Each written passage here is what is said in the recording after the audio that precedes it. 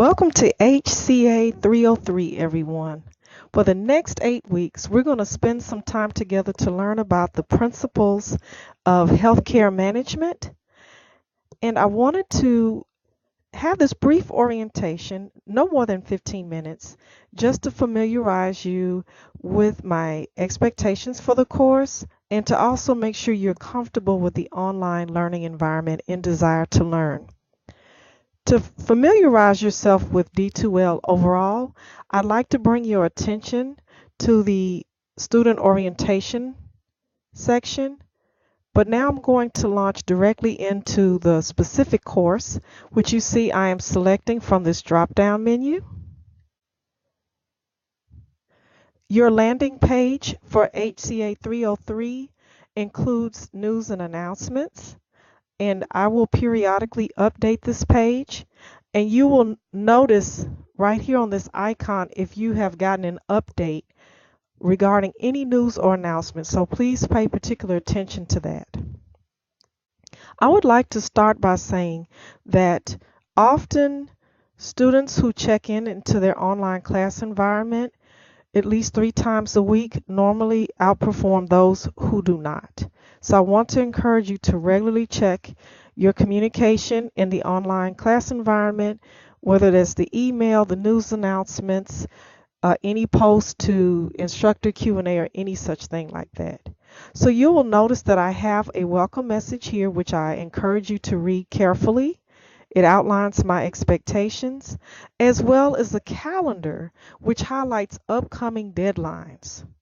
You may notice the difference between the due date and the availability end date.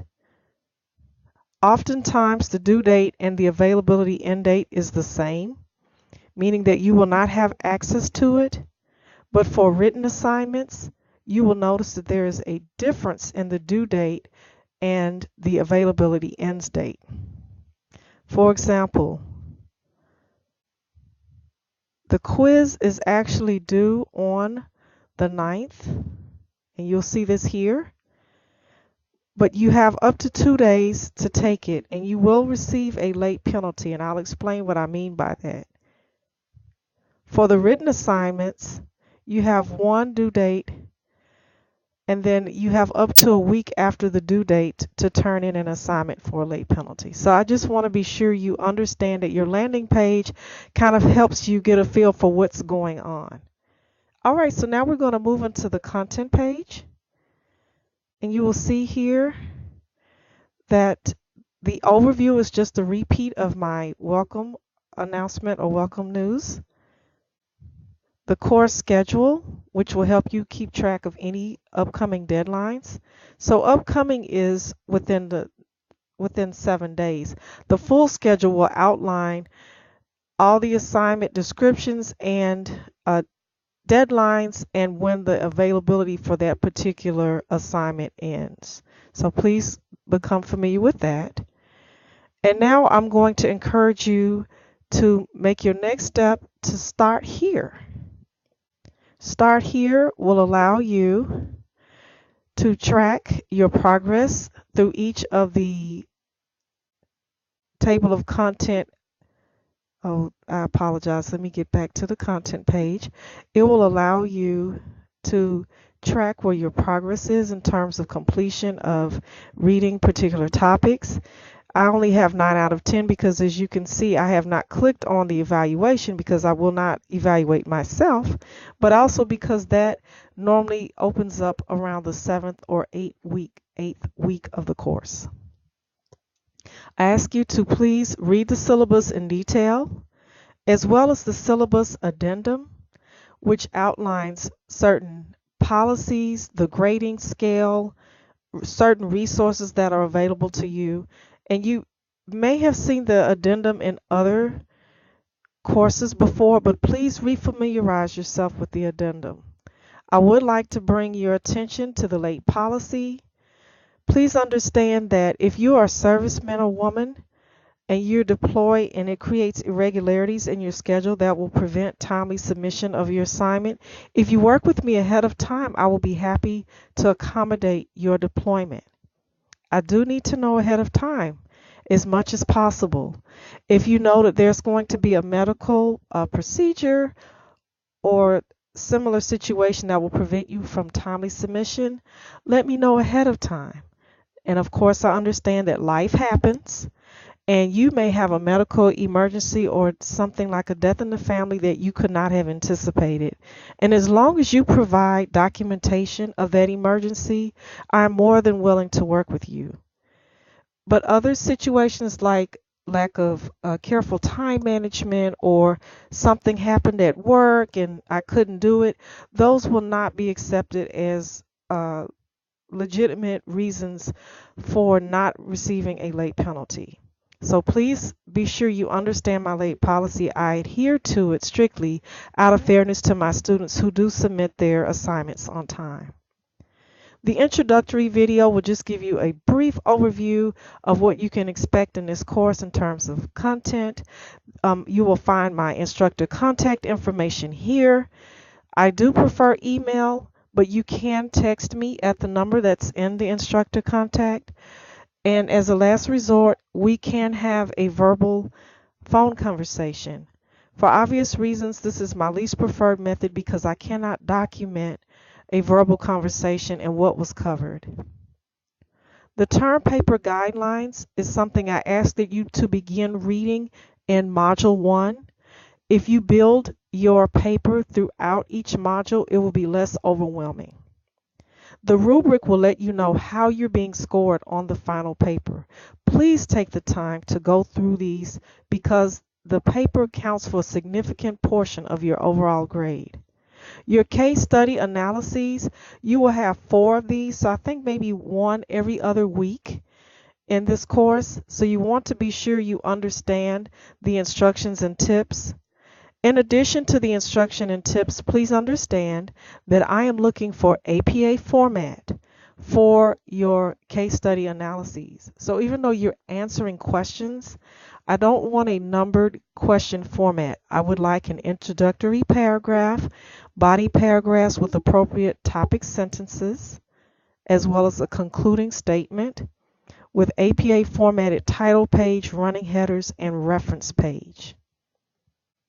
The chalk and wire student instructions will also be helpful to you because you will be submitting your final term paper in the chalk and wire environment.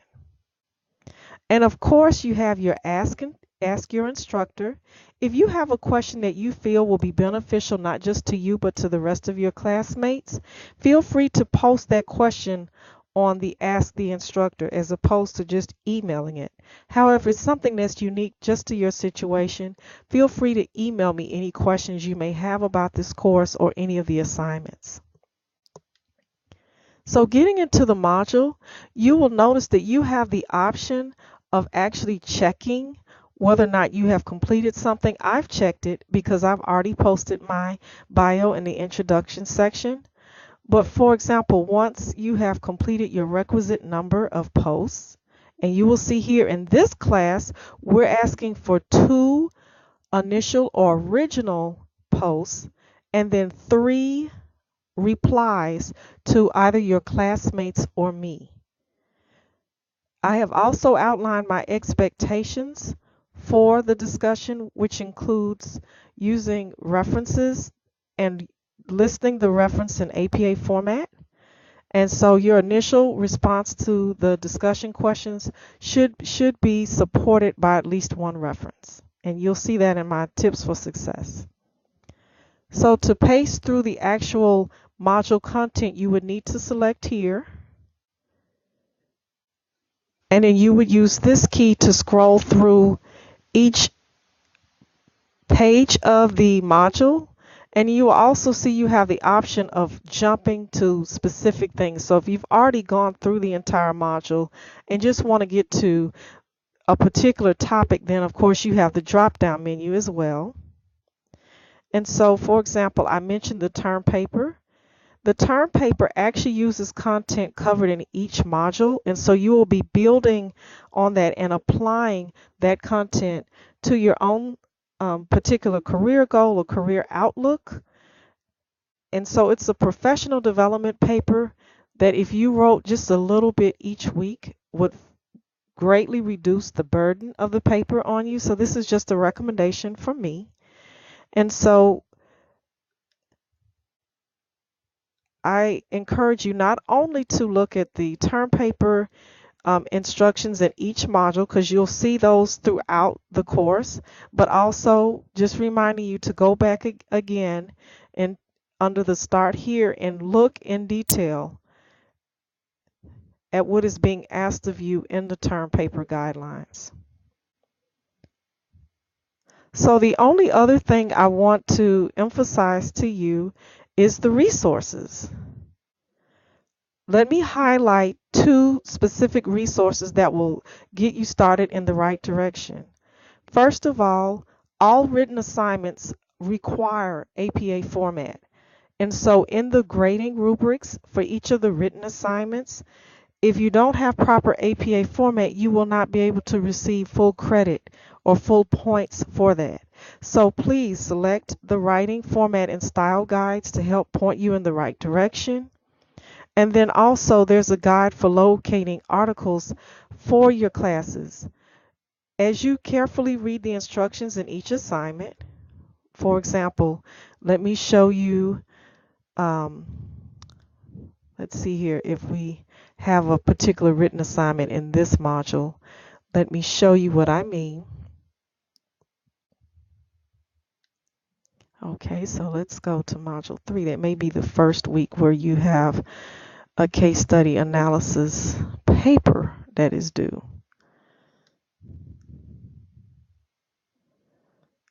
And so you want to be sure you understand, first of all, the content. So you're addressing 6 discussion questions. You want to pay particular attention to the word count. Remember that the title page and the reference list do not count in the word count. Then you want to apply and cite at least 3 external references above and beyond the textbook. This doesn't mean that you don't include the textbook. You will include the textbook, and that APA format is required. You may want to actually generate a checklist of your own to make sure that you're covering all the criteria that's requested in the instructions for the assignment. So now getting back to here, this guide will actually help you identify which resources above and beyond the textbook you may want to find. And so the locating articles piece. And then of course the online library is where you will actually pull down those articles. You may also want to use the grammar check. I do check for writing. That is one of the criteria in your grading rubric. So be sure you familiarize yourself with the rubric and the instructions for the assignment prior to submitting. The only other thing I wanted to highlight for you is that you must please do not exceed 30% on your Turnitin score. Each drop box is enabled for you to see your Turnitin score, and that cannot be above 30%.